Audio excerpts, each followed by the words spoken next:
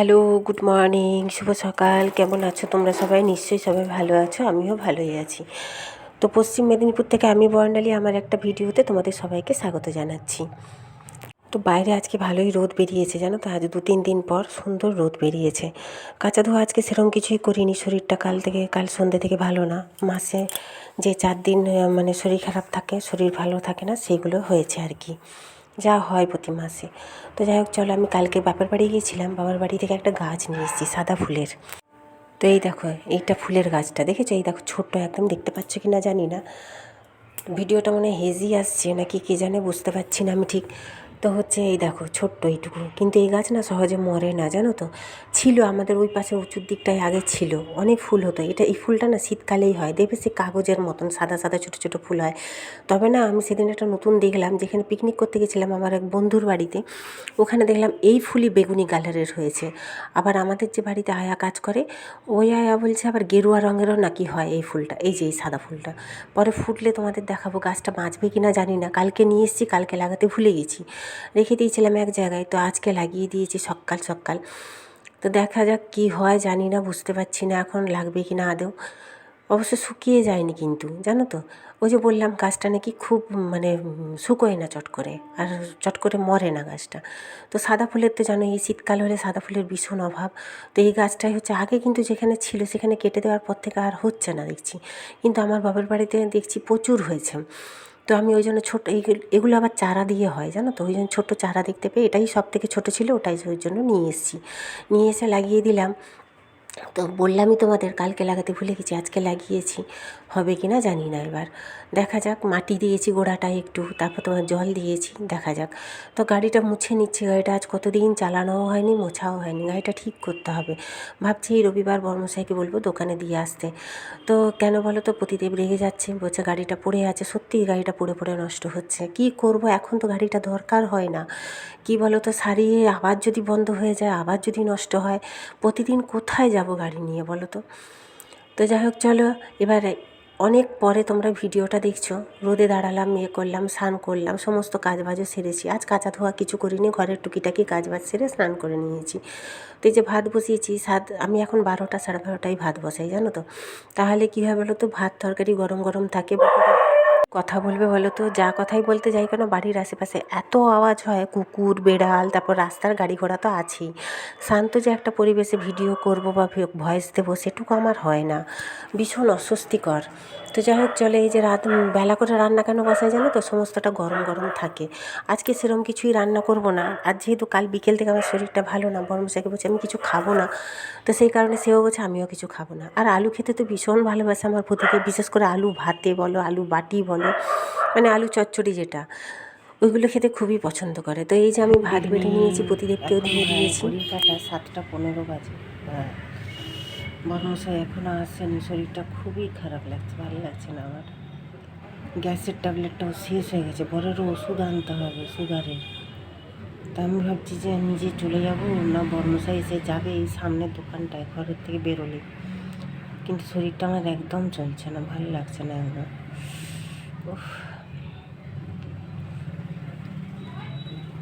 বলছি না, এই মাসের 2-3টা দিন যেন কাবু করে দেয় আমাকে। কিছু না, আজকের দিনটা আর কালকের দিনটা, ব্যাস, তারপরে ঠিক আছে।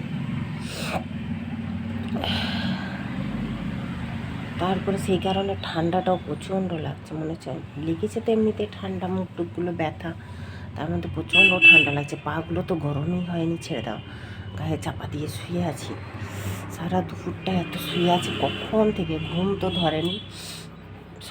শরীর ভালো না থাকলে ঘুম কি আর ধরে বলো, ঘুম তো ধরেনি। মেয়েকে দুবার ফোন করলাম, মেয়েকে বলিনি কিছু দিয়ে।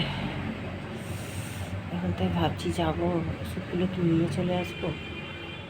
কালকের মতন হয়তো তার দেরিও হতে পারে, কালকে এসছে 8:30টার কাছাকাছি ডিউটি থেকে, আজকে কখন আসবে জানি না, 7:15 বেজে গেছে।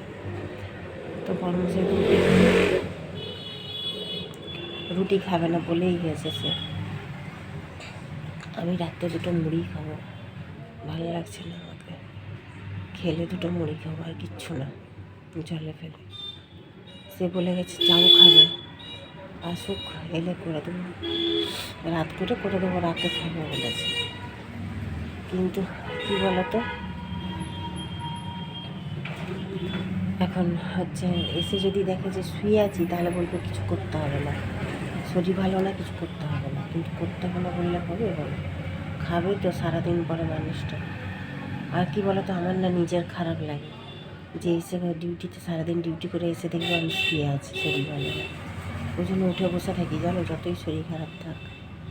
ভাবছি তাই ওষুধগুলো নিয়ে আসবো, না না কি জানো কখন আসবে এসে ওষুধ আনলো। উঠেছি 2-3বার উঠেছি, উঠে টুটে ইয়েগুলো করে আবার শুয়ে পড়েছি।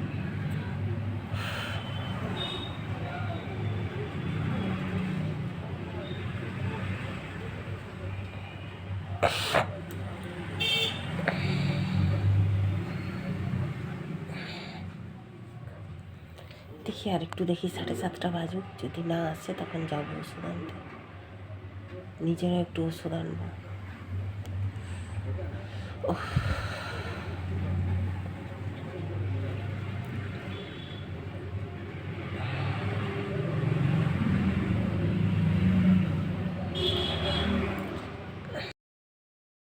তো অনেকক্ষণ বক করে নিয়েছি তোমাদের সাথে, দিয়ে চলে এসেছি হচ্ছে এখন 8:30 বাজে। প্রতিদেব এলো, তাকে ওষুধ আনতে দিলাম। এই সামনে ওর দোকান থেকে তার নিজেরও সুগারের ওষুধ আনলো, আমারও পেটের ব্যথার ওষুধ এনে দিল। যাই হোক খেয়েছি, কমেনি জানো তো, পেটের ব্যথা হয়েই যাচ্ছে। কিছু করার নেই, মাসের এই 2 দিন আমাকে ভীষণ ভুগায়। কিছু ডাক্তারকে অনেক বলেছি, ডাক্তারবাবু বলছে কিছু করার নেই, আপনাকে সহ্য করতে হবে। কোনো অসুবিধা বলছে কম হওয়ার আমি ওষুধ দিচ্ছি, কিন্তু তাও আপনার কম হবে না। যেটা এই রোগটা আমার আগে ছিল জানো তো, বিয়ের আগে। বিয়ের এত বছর পর আবার শুরু হয়েছে। এই বছর 2-3 থেকে দেখছি প্রচণ্ড মানে এরকম ব্যথা হয় এই মাসের 2-3টে দিন। তোমাদের কাদের কাদের হয় তোমরা জানিও তো, নাকি এটা আগে তো ছিল, এখন কেন হচ্ছে আমি এটাই বুঝে পাই না। এতদিন এত বছর প্রায় 14-15 বছর বন্ধ ছিল, ভাবো কেন এখন আবার এই যন্ত্রণাটা শুরু হয়েছে আমি বুঝতে পারছি না। অনেক ডাক্তার দেখিয়েছি গো, কোনো কিছুতেই কিছু হয়নি আমার। যাই হোক এখন হোমিওপ্যাথি ওষুধটা খেয়ে খেয়ে অনেকটা কমে গেছিলো। বিগত 3-4 মাস কোনো ব্যথা যন্ত্রণা কিছুই ছিল না। এই গত মাসেও হয়েছে, আবার এই মাসেও দেখছি ভালো যন্ত্রণা হচ্ছে। তো যাই হোক চলো, ওষুধ তো খেয়েছি, আমি আর রাতে কিছুই খাবো না। বর্মশাই সে চাও খাবে বলেছিল, না করে দিলে না নিজের বড় খারাপ লাগে জানো তো। মানুষ সারাদিন রোজগার করে কিসের জন্য বলো তো? দুটো খাবার জন্য। তারপরে হচ্ছে আমরা মধ্যবিত্ত, মধ্যবিত্ত বলতে একদমই নিম্ন মধ্যবিত্ত বলতে পারো।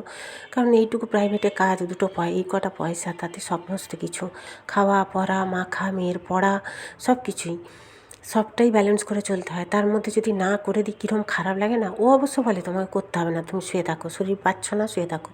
কিন্তু ও তো জানে আমি মানে অতি শরীর খারাপ না হলে আমাকে বিছানায় শুয়ে রাখতে কেউ পারবে না। এই হচ্ছে ব্যাপার। আমি কিন্তু ইচ্ছে করে কোনো দিনই শুয়ে থাকি না।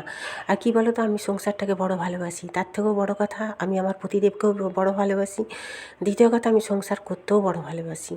সংসারে সবার জন্যই করেছি এক সময়, 17 বছর সংসারে ঘানি টেনে গেছি। আজ তো মাত্র 3টে মানুষ, তার মধ্যে মেয়ে তো এখন হোস্টেলে থাকে, ছেড়ে দাও। মাত্র 2টো মানুষের রান্না, আর কী রান্না বলো। এক সময় এমন গেছে, বাচ্চা মেয়েটাকে কোলে নিতে পারিনি, এত রান্না ছিল। মানে এখন সেই দিনগুলো ভাবলে না বড় কষ্ট হয়, নিজের উপরও বড় রাগ উঠে। কী বলো তো, মেয়েটা আমার এত হেলায় ফেলায় মানুষ হয়েছে যে বলার নয়। তখন জয়েন্ট ফ্যামিলি, জয়েন্ট ফ্যামিলি ভালোবাসি জানো তো। আমার বাপের বাড়ির জয়েন্ট ফ্যামিলিটা আবার পুরো আলাদা, এখানে আমার শ্বশুর বাড়ির জয়েন্ট ফ্যামিলিটা আবার পুরো আলাদা। বিশেষ করে আমার শাশুড়ি, একটা কথা জানবে, সংসারের খুঁটি যদি ভালো না হয় বা ঠিক না হয়, সেই সংসার গেল। সেরকম হয়েছে আমাদের সংসারে। তো যাই হোক চলো, অনেক বকবক করার পরে হচ্ছে এই যে শ্বশুরমশাই অনেক ছোটোবেলায়, আমার বর তখন 5 বছরের, তখন মারা গেছেন। সেহেতু সংসারের হাল কী জিনিস সেটাই হয়তো আমার শাশুড়ি জানে না। তো যাই হোক চলো, এখন হচ্ছে তোমার বকবক করে আর কোনো লাভ নেই, যা হওয়ার তা হয়ে গেছে। যে দিন চলে গেছে সেই দিন তো আর ফিরিয়ে আনা যাবে না, যা আসছে সেটাকে ভালো করার চেষ্টা করছি এখন তাই। তো যাই হোক চলো, এই যে চাউমিন হয়ে গেছে আমার, প্রতিদেবকে খেতে দিয়ে দেবো, আমি শুয়ে পড়বো। আমার একদম ভালো লাগছে না, 2 ঘট গরম জল খাবো, দিয়ে শুয়ে পড়বো। চাউটা না অনেকটাই সিদ্ধ হয়ে গেছে, আর অনেকটা বেশি করে সেদ্ধ করা হয়ে গেছে। ওই জন্য একটু কৌটোতে করে তুলে রেখে দেবো, এতটা করে দিলে সে খাবে না। আর আমি তো এখন খাবো না, ভালো লাগছে না, আমি তো কিছুই খাবো না, ছেড়ে দাও। এগুলো সমস্ত গুছিয়ে নিয়েছি, গ্যাসটা মুছবো আর শুয়ে পড়বো। তো আজকের মতন টাটা। কেমন লাগলো ভিডিওটা জানিও। যদি ভালো লেগে থাকে, সবার কাছে অনুরোধ রইল তোমরা একটু লাইক কমেন্ট শেয়ার করে পাশে থেকো। তোমাদের সাপোর্ট আমার ভীষণ দরকার। তোমরা একটু লাইক করো, একটু কমেন্ট করো, সবার কাছে অনুরোধ এটাই। তো যাই হোক চলো, আজকের মতন টাটা, গুড নাইট। কালকে দেখা হবে আবার একটা নতুন ভিডিওর সাথে। ততক্ষণের জন্য সবাই ভালো থেকো আর সুস্থ থেকো।